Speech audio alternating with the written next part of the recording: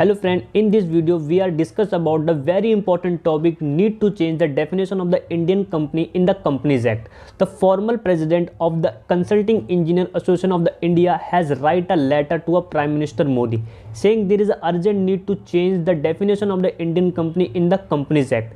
The current definition of the Indian company is when the company registered in India which is pay the tax in India is considered as an Indian company.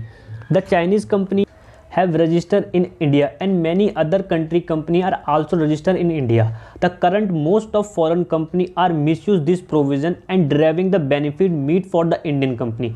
Kapila said in the recent letter to the Prime Minister Modi to correct this scenario, there is a urgent need to correction of the definition of the Indian company, so that the benefit of the Atmanirbhar Bharat are not derived by the foreign company. The letter is said a foreign company has become an Indian company and is able to do the business in India and after paying the tax and then take away all the profit out of the India. So let's see what happen is next, and Indian company definition has changed or not. Let's see if there is any amendment is comes in the Companies Act.